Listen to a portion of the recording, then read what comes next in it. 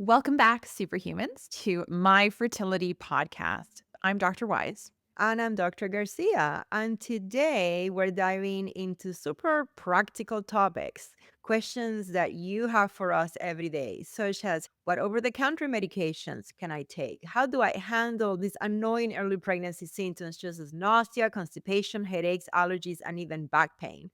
Plus, we'll chat about exercise, cardio, weightlifting, and common and not so common worries like owning a cat and weight gain, protein intake, and of course, the guidelines for managing nausea and vomiting in pregnancy. So let's get started. Let's start with nausea and vomiting in pregnancy. This is one of the most common concerns that we hear about. Did you know that 70% of expectant mothers experience nausea in early pregnancy? It is considered one of the earliest signs of pregnancy, and it can persist throughout the first trimester or even longer. I'm actually surprised it's only 70% because I feel like, in talking with patients, it's almost like upwards like 80, Yeah. 90%. But, I think for people who are not pregnant, when we think of nausea, we think of that sensation in the stomach that makes you feel queasy, that feels like you're going to be sick. But I think nausea in pregnancy can even present in slightly different ways. People may not necessarily say they feel nauseous, but along those same lines, they will often talk about food aversions, certain foods that they just cannot even think about. They can't smell it, they can't look at it. And also certain food avoidances or timing of eating that can affect that same sensation. So, that is all kind of falling under the umbrella of nausea, vomiting, and early pregnancy, I think. And it's also important to say that even though you're right, it's kind of like 80, 90%, some people really don't have any nausea in pregnancy, and that's perfectly fine. I personally was one of the lucky ones that I had zero nausea when I was pregnant for both pregnancies. And yeah, I was also thinking, oh my God, I should be having nausea. Does that mean something is wrong with me? But we know that not having nausea, it's not a sign that your pregnancy is not healthy, or even having nausea and then the nausea going away is not a sign that you have had a miscarriage. What's really interesting is that even though this is so common and something that people who have been pregnant have been talking about, thinking about, dare I say, battling for, millions of years, the exact cause is not fully understood. But it's probably linked to that surge of the human chorionic gonadotropin, that HCG hormone, that pregnancy hormone. And so, for many patients, the peak time for nausea in pregnancy, in the course of the pregnancy, will often correlate or will fall around the same time as when those pregnancy hormone levels peak as well. Other factors that can contribute to these sensations include rising estrogen levels, generally just more sensitive stomach, stress, and fatigue. Because when you are tired, everything feels worse and all symptoms just are just worse. Yeah, that's true. So, exactly like Dr. Weiss mentioned, the ACG level peaks around 4 to 8 weeks gestation. And that is exactly which most of the symptoms associated with nausea peaks as well. So, the nausea can start to subside after about 13 to 14 weeks. However, every pregnancy is different. And for some unfortunate souls, and some of those souls have been my patients in the past, they can have nausea and vomiting for the entire pregnancy, unfortunately. It's interesting because people will start to feel nauseous early in pregnancy, but may not be obvious to the outsider that they're pregnant, and they may not be ready to tell other people that they are pregnant. And so that's why, these management strategies are so key and ways to kind of figure out how to cope or how to kind of lessen the symptoms. So, first of all, before we get into anything super fancy, we need to talk about those simple kind of home remedies and lifestyle things that you can change when it comes to nausea in pregnancy. First of all, if there is something that makes you feel bad, avoid it. This may sound really simple, but if you cannot suddenly tolerate the smell or the thought of certain foods, it's okay. Give yourself permission to not eat those things, to keep them away, stay out of the kitchen. If somebody else really likes to eat them in your household, that's great for them. Feel free to avoid triggers. Give yourself permission to avoid those triggers.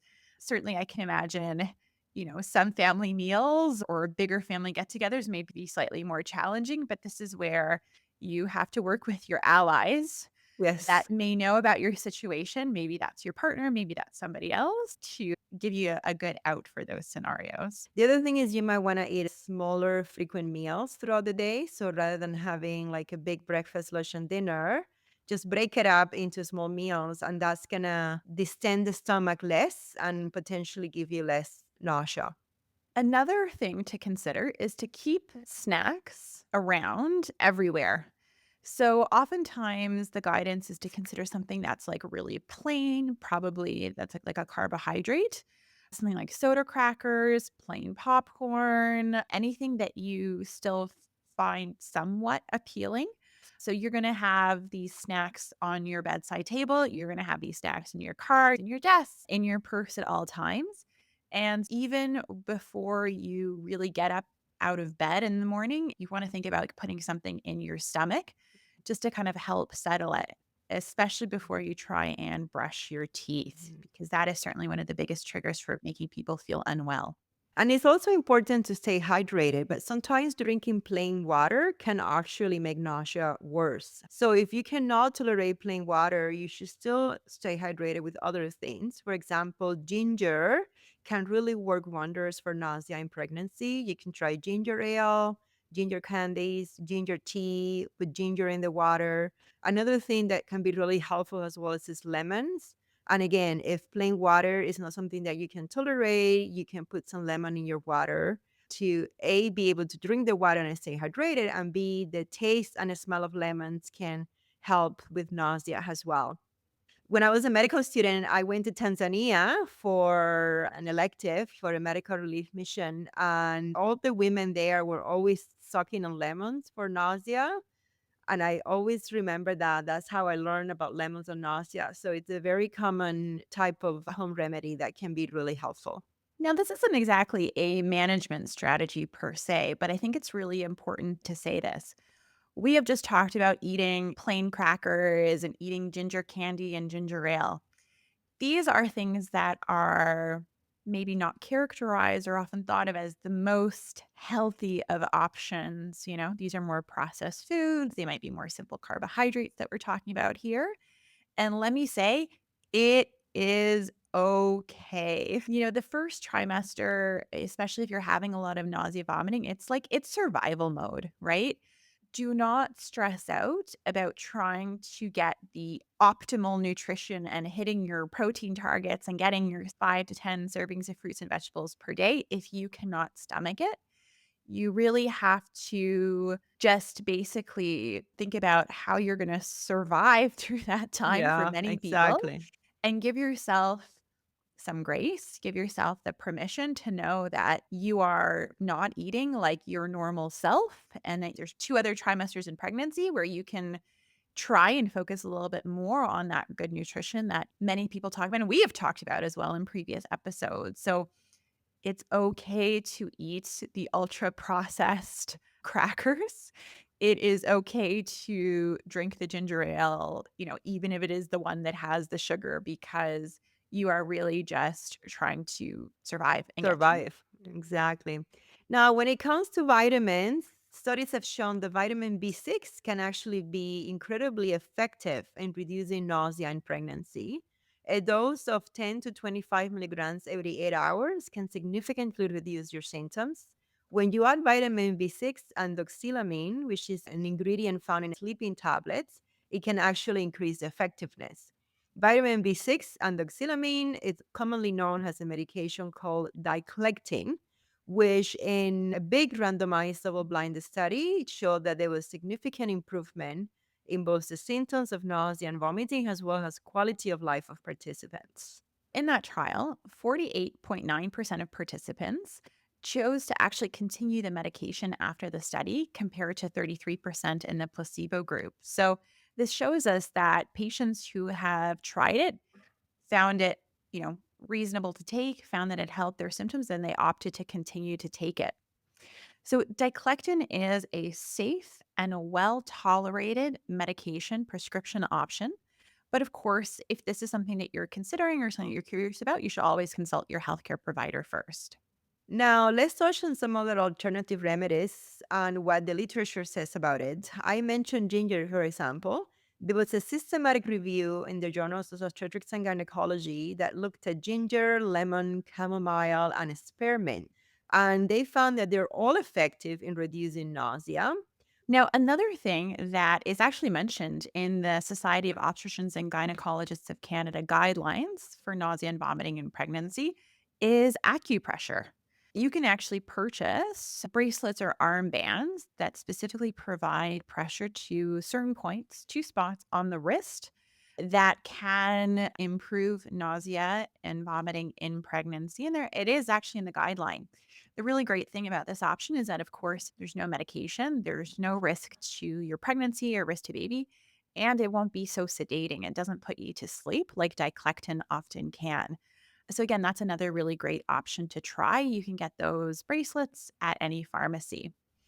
I have had a patient who swore by these acupressure bracelets, and she specifically found one that had little like electrical stimulators on those points where you could dial up the stimulation and dial down the stimulation.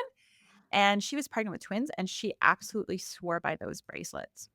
That's very interesting. I have also heard about the acupressure bracelets and have patients that use them successfully as well. It's important to know that where nausea is terrible and uncomfortable, it usually is a sign that there is a pregnancy and it is a healthy pregnancy. Not having it doesn't mean that there is a problem, but having it doesn't mean that your baby is in any trouble at all. If you're unable to keep food down because you're vomiting all the time, that is a very different condition from having nausea.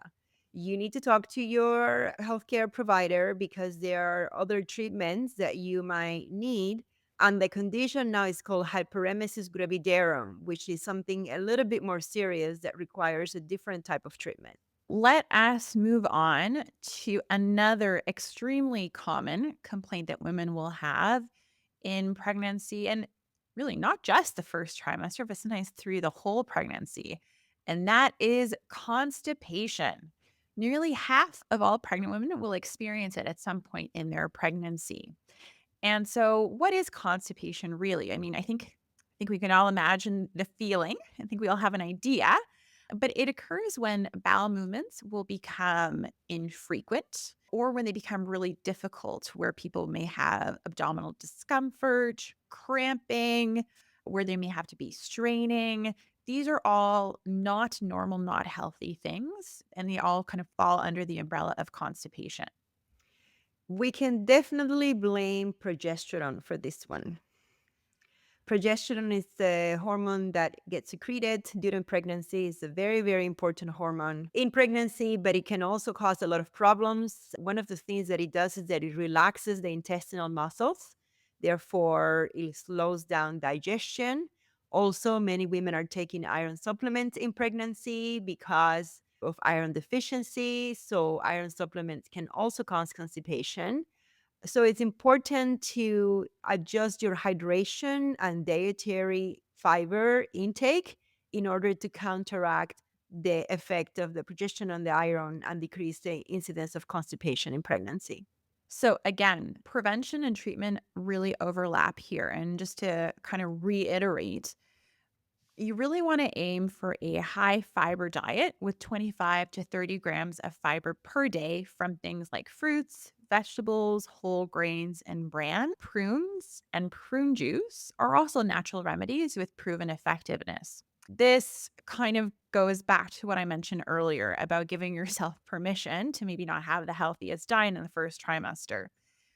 Sometimes it's really hard to get in those 25 to 30 grams of fiber every day because you just can't tolerate things like fruits, vegetables, and that's okay. So, we're talking about an ideal scenario, ideal situation you're getting in that fiber. But again, if you can't, that's okay. There's other methods for managing constipation. The other thing I'd be mindful of is that in terms of the prunes and prune juice, I would just be careful to figure out how much added sugar those things may have, especially things Mhm. like juices. Because if you're somebody who is at higher risk of developing gestational diabetes, something to be mindful of as well. But, really, lifestyle diet changes are an awesome option if you're dealing with constipation. But the reality is that very few pregnant patients can actually do these lifestyle changes within the other context of the first trimester. So if you're not hitting these targets, please do not stress. Yeah, exactly. Everything that we're telling you here is sort of ideal situations. And maybe you don't have nausea, but you have constipation. So then you can, for example, drink lots of water because drinking water is not causing you nausea, but it's actually going to help your constipation. You could be the other way. You have a lot of nausea and no constipation. And then drinking lots of water might not really be applicable to you because you're nauseated all the time. So, this advice, you don't have to do everything that we're talking about here, but just take what applies to you. And like Dr. White says, give yourself grace to do the best that you can. If you're having constipation and you're increasing your fiber intake, again, drinking lots of water can be really helpful as well. Physical activity like walking, swimming can also help stimulate the bowel movements. If lifestyle changes aren't enough, there are over the counter remedies as well. I will say that for, I don't know, 70 to 80% of patients I'll see with constipation in pregnancy, lifestyle changes are not enough. So if you need to do more things, please don't feel like you've failed or that you're not doing good enough, because I'm sure that you are because you're trying your very best. There are over the counter remedies that we can consider as well. Things like taking in more psyllium husk that has a lot of fiber in it. So a common brand is Metamucil. There's also stool softeners that you can get over the counter, like docusate sodium. One common brand is Colace. And these are safe things to take in pregnancy. Now, again, you always want to consult your doctor before starting any new supplement or vitamin, because if you have any other medical conditions or other medical issues, then there may be some concerns. Now, here's one thing that you should avoid if you're constipated in pregnancy, and that is laxative pills. They can actually cause uterine contractions or dehydration, which is the last thing that we want. Mineral oil is something else that has been used in constipation, but in pregnancy can actually interfere with nutrient absorption. So those are things to avoid if you're having constipation in pregnancy. Now, if the constipation is really severe and you're having abdominal pain, if you notice blood in the stools or mucus, that could be something else going on. Don't assume that because you're pregnant, you are expected to just have these things. So if it's continuing, if it's not responding to any of your lifestyle or fiber intake, and if you see something else, like I mentioned before, other symptoms, make sure that you reach out to your physician to discuss your concerns. Now, my favorite suggestion that you can get over the counter for constipation is something like Peg or Peg Light, or otherwise known as Restorelax. There's many different brands, but this is not a laxative medication. So it does not make your bowel move faster. What Peg does is that it helps draw fluid into the intestine to kind of help make the stool a little bit softer and kind of help with propulsion. And it works very, very well. And it's nice because it does not cause that kind of significant abdominal cramping like laxatives might. And it doesn't cause that kind of uterine irritability, uterine contractions, and doesn't give you that kind of rebound like diarrhea or urgency, which can sometimes happen with laxative pills. So certainly Restorelax is my personal favorite suggestion when it comes to over-the-counter solutions for constipation and pregnancy. All right. So stepping away from nausea and constipation, I feel like those two things cover about like 90% of patients. But there are other things as well that people come to us about in pregnancy with concerns. One of them is, for example, headaches. Definitely the hormonal changes in pregnancy, the fatigue, the dehydration, the stress can cause more headaches. So Tylenol is safe to take in pregnancy for any kind of pain reliever situation, whether it is headache or back pain. It is very safe to take as directed. I know patients want to avoid taking anything when they're pregnant. If you're having that kind of discomfort, it's okay to take. We would prefer that you avoid protein or non-steroidal anti-inflammatories. And many patients are taking aspirin in pregnancy because that has been indicated for placenta-related issues if you're a high-risk patient. But if you have not been instructed to take aspirin, we would say to avoid that as well, unless specifically talked about by your doctor. When it comes to headache, prevention is also important. So stay hydrated, eat the best that you can, and sleep. It's really, really key, especially in pregnancy, to avoid headaches. There are many patients that might have migraines prior to getting pregnant, and then migraines get worse in pregnancy. There are some prescription migraine medications that are safe in pregnancy. So, again, important to talk to your doctor and have a conversation about your migraine medications and an early pregnancy. Other than medications, you can try things like cold compressors or relaxation exercise for headaches as well. Seasonal allergies are another big question that we get when it comes to pregnancy, especially around the spring and the fall when seasonal allergies are certainly at their worst. Fact is, seasonal allergies do not take a break during pregnancy, unfortunately. But antihistamines like loratadine, otherwise known as Claritin and cetirizine, are safe options to take in pregnancy. You can follow the instructions as listed on the bottle or on the container for that. If you're having a lot of nasal congestion, sometimes that can be related to seasonal allergies, and it can also, interestingly enough, be a symptom of pregnancy. The saltwater nasal sprays or the saltwater nasal rinses are very safe and can be effective, but you just have to do it multiple times per day.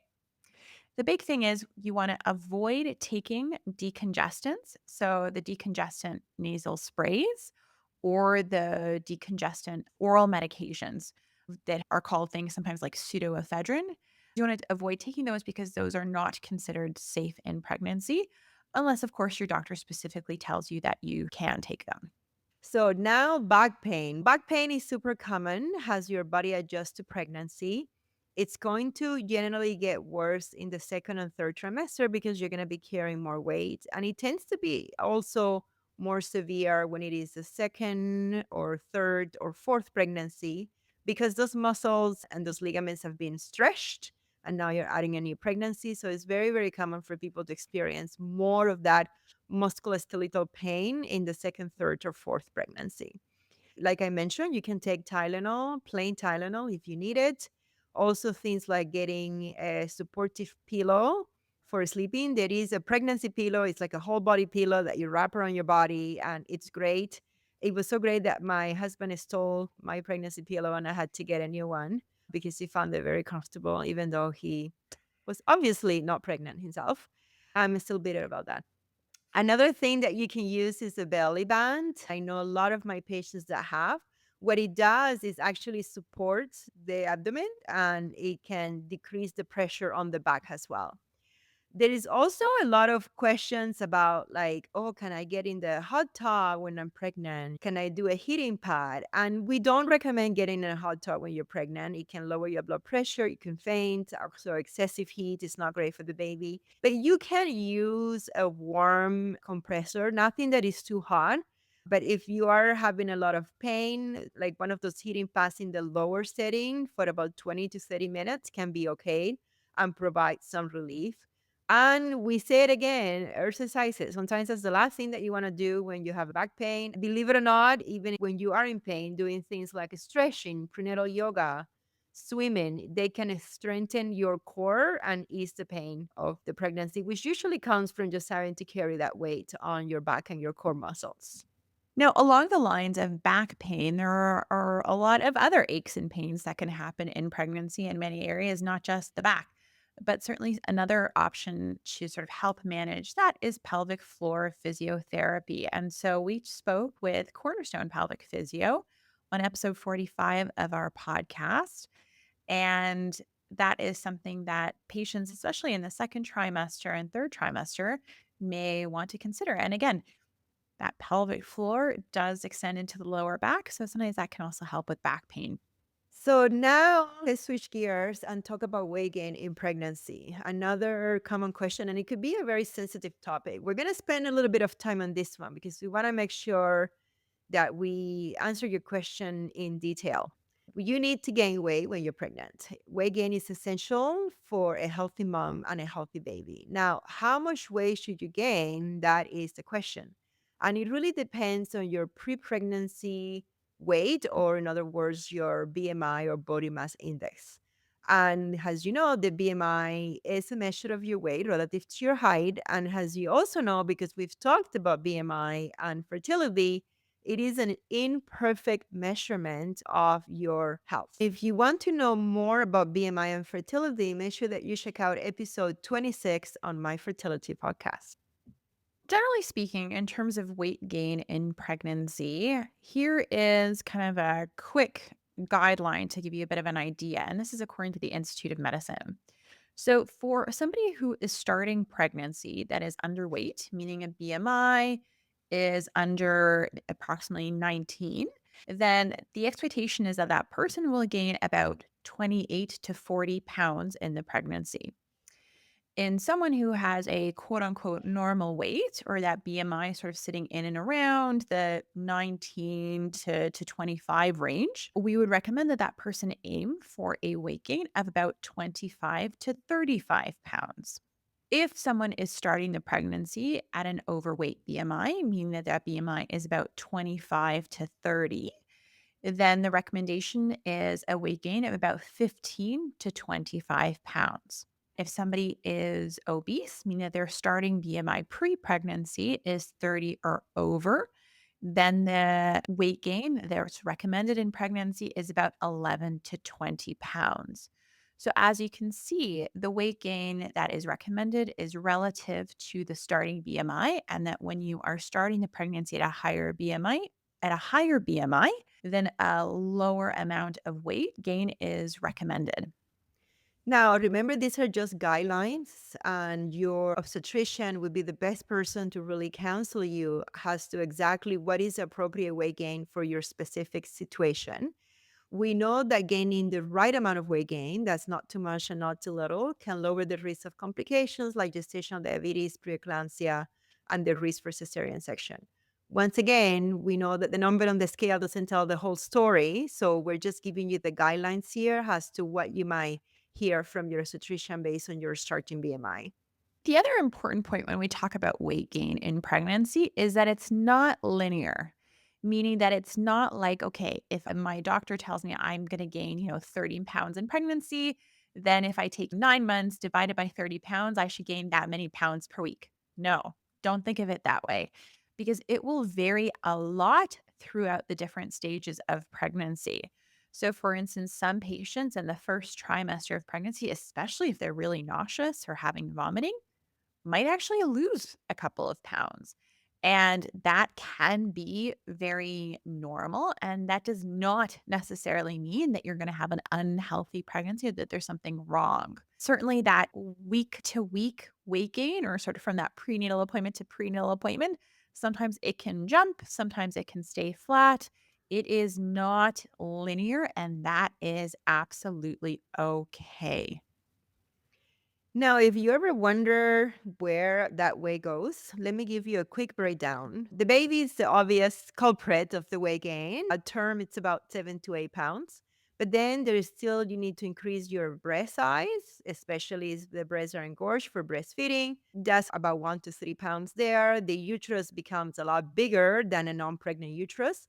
So that adds an extra 2 to 3 pounds. The placenta weighs as well, another 2 pounds. Amniotic fluid can be another 2 to 3 pounds. Now you also need increased blood volume, increased fluid volume, and that is another 7 pounds right there.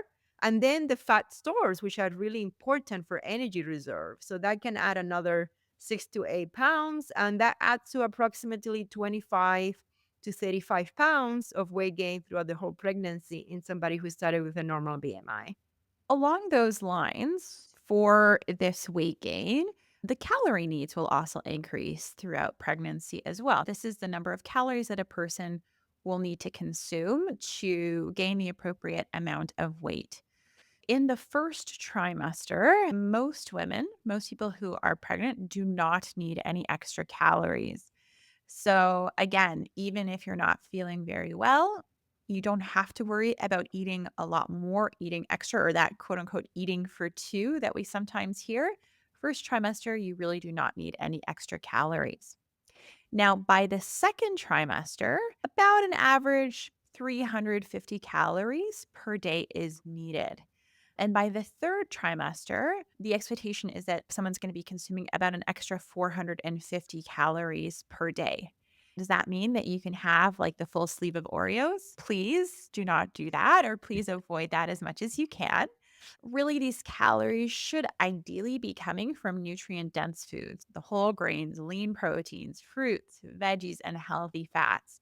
Because even though you're taking in these extra calories, we want to get good nutrients from them, nutrient dense foods, so that you're getting a lot of value from these calories that you're taking in. Yeah, remember, it's not just about eating more, it's about eating smarter to nourish both your body and your baby. And at the same time, like we said earlier, surviving. You need to survive and take care of yourself. So if you need to sneak in some crackers and some cookies there for the nausea, that's okay. But in general, try to do your best to stick to the guidelines that we're talking about. All right. So, along those same lines, we're going to talk about protein. And protein is probably like the sexiest nutrient out there, right? Instagram would say so. Oh my God. Everyone and everything, it's protein, protein, protein. Like you go to the grocery store nowadays and everything is like, this has this much protein. It is getting everywhere. It's a Yeah, lot. yeah. Protein really got really good PR. I don't know what kind of Yeah. PR company the Protein hired, but they're doing a good job. Yeah, definitely. So, I mean, listen, we joke, but protein for sure is one of the most critical nutrients during pregnancy. It's super trendy right now, but it is actually really important. It has been important for a really, really long time because it's essential for fetal growth and development, that, maternal tissue growth, and even the growth of the placenta to ensure proper nutrient transfer to your baby. So while whole foods should be your first choice, and I cannot emphasize that enough, protein power do exist and they can be a convenient way to meet these needs, especially for people who just don't eat meat or have food aversion and are having a lot of difficulty getting some protein in. In terms of protein powers, there is whey protein, which is a byproduct of cheese production. It's very rich in essential amino acids and highly digestible. Of course, it is a dairy product. So if you have a lactose intolerance, that might not be a good option for you. There is also casein protein, which is also derived from milk. And you can do plant based proteins. They usually come from peas, rice, hemp, or soy. And these are excellent sources for people who are vegetarian or vegan or those who have a dairy intolerance. And then there is collagen protein, which is not a complete protein, but it provides only a specific amino acid in the form of glycine, which is really good for connective tissue. But of course, not all protein powders are created equal. And here are some general safety tips to keep in mind. So, first of all, have a read at the ingredient list. So, many protein powders will contain artificial sweeteners as a way to keep calories down. As we've mentioned in a previous episode, many sweeteners are considered safe in pregnancy in moderate amounts, except for saccharin, which is often sold under the brand name of Sweet and Low. The other thing is that some protein powders may have a bit of caffeine in them.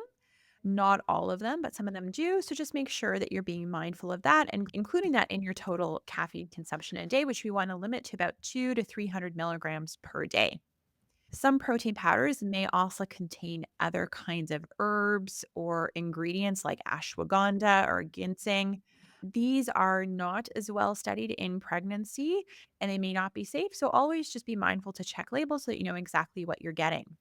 In an ideal world, you want to look for a protein powder that has a third party certification, as third party testing done on it to make sure that it's safe and it doesn't contain any other harmful ingredients.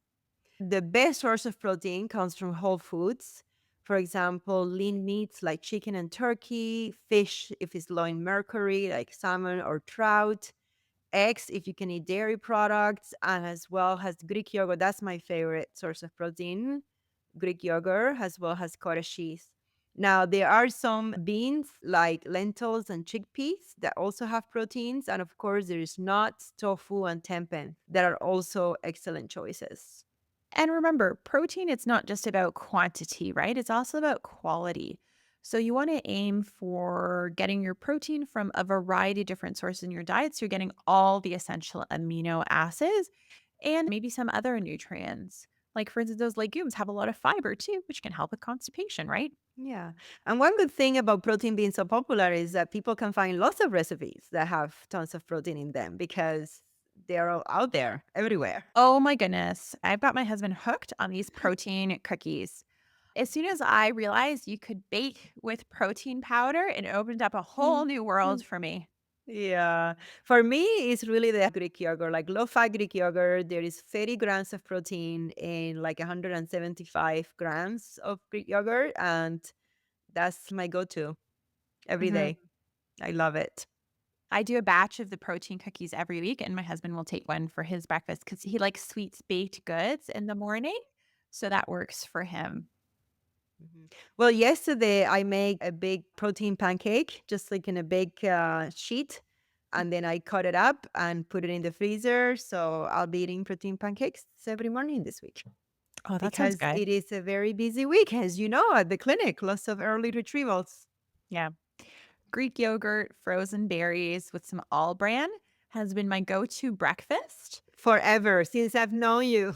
Yes, it has been my go to breakfast, like when I'm working, Monday to Friday since, oh my God, at least a decade now. Since the beginning of time. Pretty much since I've known you, every time I come to your office in the morning to vent, you are eating exactly that. Oh, yeah, in residency, that's what I was eating because I was just trying to get how residency is.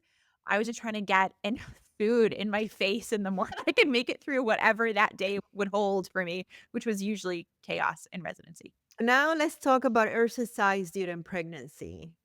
Exercise during pregnancy can really be a game changer, and people tend to be quite afraid to do it, rightly so, especially our patients. They have struggled for a long time to conceive. And it can feel tempting to just like sit there and not even breathe to make sure that this pregnancy goes to term and nothing bad happens. But exercise can actually help with pregnancy outcomes.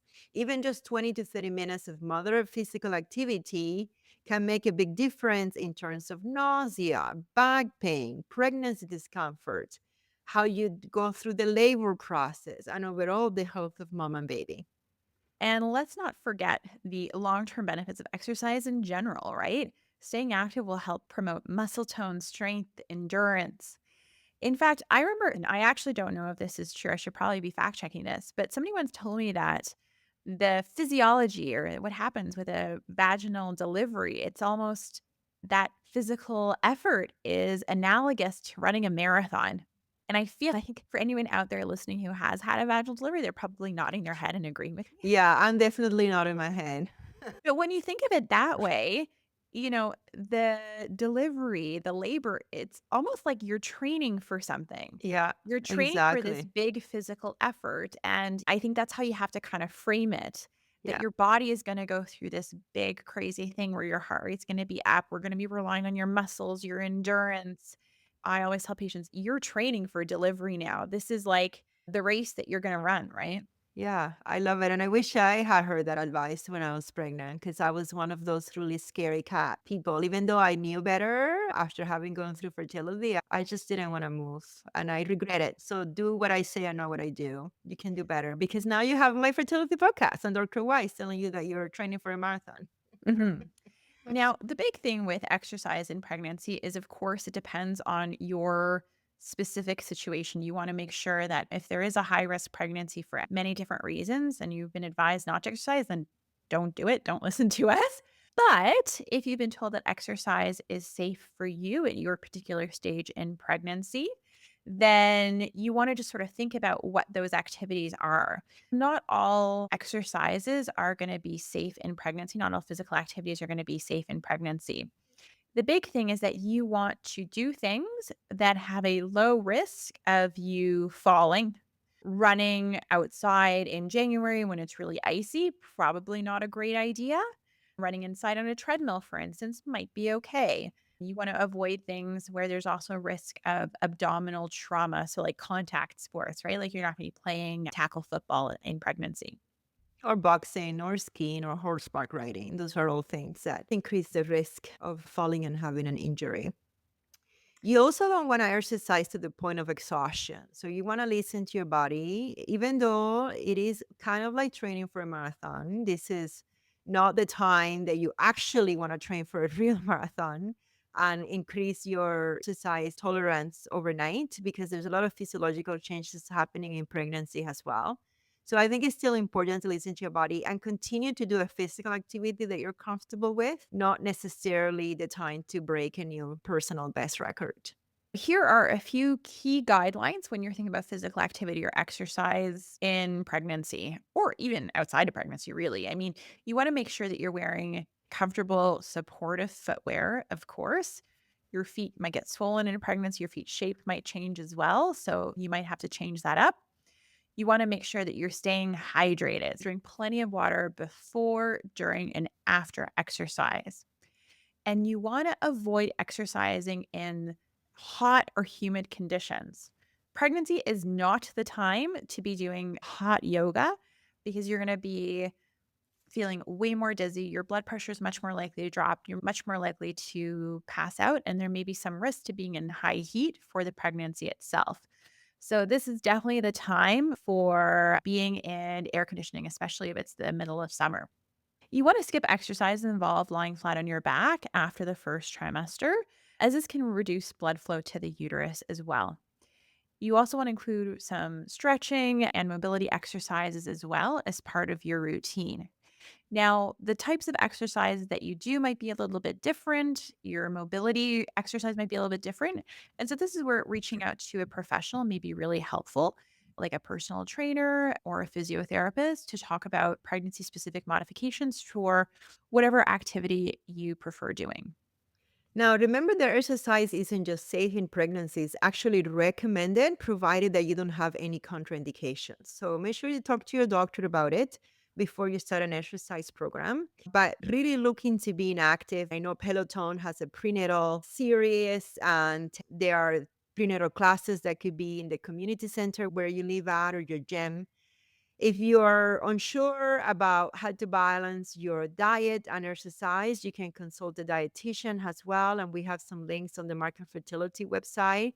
The bottom line is don't feel like you cannot exercise because you're pregnant. Also, don't feel that you have to over exercise because you're pregnant. It's all about balance and having an approach, and ideally, even talking to somebody who is an expert about it. And like I said, about everything when it comes to lifestyle, it's 80-20. You don't have to be perfect and do it all the time, 100%. But even if you can get it right 80% of the times, you're doing yourself and your baby a big favor. We have covered a lot today. I know. I know, right? When it comes to pregnancy and some of the really common questions that people ask us. Now, there's just one more topic that we're going to tackle today, and it might seem a little out of left field. Yes. might I seem, really struggle with where to put it, but it comes up a lot, so I wanted to cover it. yeah, exactly. No, it's super important. I think once we explain it, it'll make more sense in terms of why we're talking about it. For those of you who know me well personally, know that I am not a cat person, and for the record, You're this also is not a dog person, so be honest. that's true. I'm not a pet person either, because I think there's some people out here who also would argue that I'm not a fish person. Okay. But really, like the cats in pregnancies, people who have cats in pregnancy, having a cat when somebody is pregnant. This is really worth talking about. So we're not picking on cats, but there is something specific about cats here, right? So a patient is pregnant and they have a cat. Do they need to get rid of it, Dr. Garcia? Well, I'm also not a cat person, but I am definitely a dog person. But I would say that no, if you love your cat and you love your pet and you're pregnant, you absolutely do not need to get rid of your cat. The concern here comes from toxoplasmosis. Toxoplasmosis is a parasitic infection that can be transmitted through your cat feces. If you do not have the antibodies for toxoplasmosis, means that you have not been exposed, and then you are susceptible to being infected by this condition, which can have negative implications for pregnancy. However, even if you're not immune and you have a cat, it does not mean that you have to get rid of it. You just have to be mindful of it and maybe adjust the way that you interact with your cat, and particularly with your cat litter. For example, make sure that you always wear disposable gloves and wash your hands with soap and water after you use the cat litter. Make sure the litter box is changed daily, as the toxoplasmosis parasite doesn't become infectious until about 1 or 5 days after it has been shed. Another thing is make sure that you feed your cat commercial or dry canned foods, nothing that is raw or undercooked, because that is how your cat can get toxoplasmosis as well. Ideally, your cat should be indoor and your sandboxes should be covered so that you don't get a stray cat going into your sandboxes, depositing feces contaminated with toxoplasmosis. And always wear gloves when you're gardening for the same reasons. And of course, as it has been drilled into us during COVID times, really important to wash your hands always prior to eating. With all of these precautions in mind, then you can very safely continue to keep your cat friend and your pet, even if you're pregnant and even if you are not immune to toxoplasmosis. Now, we've talked a lot about the cats and the risk of toxoplasmosis. And some of you may be wondering exactly what that is and what the risk is. And to be honest, it's actually a very complicated answer. It can depend on when you get toxoplasmosis in terms of how far pregnant you are and how far along you are. And so that's a whole separate other conversation. But it's worth mentioning that toxoplasmosis infections and the risk to pregnancy, although it can be severe, it's actually very, very rare that there is something or that something really bad happens. Oh my goodness, we have covered so much in this episode. It's the questions that we get asked every single time. So I hope that this episode is super helpful. And I'm certainly going to be referencing this episode multiple times a day as I talk to my patients about their common questions and symptoms in early pregnancy. It's so normal for pregnancy to come with so many questions. I mean, for people who are pregnant for the very first time, or even when somebody has had previous pregnancies in the past, every pregnancy can be so different in terms of the symptoms you're experiencing, the feelings you're experiencing. It's normal to have all of those questions, and we are here to help you navigate them safely and confidently along with your healthcare provider. Remember, these are all guidelines. This is not advice that going to apply in every situation. This is general education. So when in doubt, please talk to your doctor about your specific situation. And make sure to check out episode 55. I'm pregnant. Now what? Part 1, initial testing, vitamins and diet.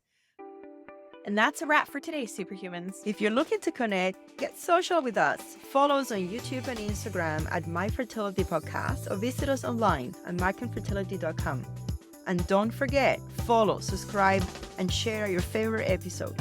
Thanks for listening to My Fertility Podcast and for being a vital part of our community. We know you've got this. We're signing off until next Tuesday. If you found this episode of My Fertility Podcast helpful, please take a moment to head over to the review section and leave us your thoughts. Your reviews and comments are incredibly valuable to us and help guide future episodes. We also welcome you to direct your questions to info@myfertilitypodcast.com. My Fertility Podcast is produced by Rabbit Media Inc. in conjunction with Dr. Garcia and Dr. Weiss. Music from Mixkit, Life is a Dream by Michael Ramirez C. My Fertility Podcast is not intended to replace any type or variation thereof professional medical, health, or legal advice, nor should the content be taken as medical advice. Please contact your primary healthcare professional regarding any medical questions you may have. The information presented in this podcast is based on the knowledge and understanding of the host at the time of recording. Medical knowledge is constantly evolving, and new research may change the understanding of health-related topics. While we strive to provide accurate and up-to-date information, we do not guarantee the completeness, accuracy, or timeliness of the content. The views expressed in this podcast by guests are not those of the host or the management. This podcast is not intended to impose any type of discrimination. My Fertility Podcast and its management are not responsible for any losses, damages, or liabilities that may arise from the use of this podcast.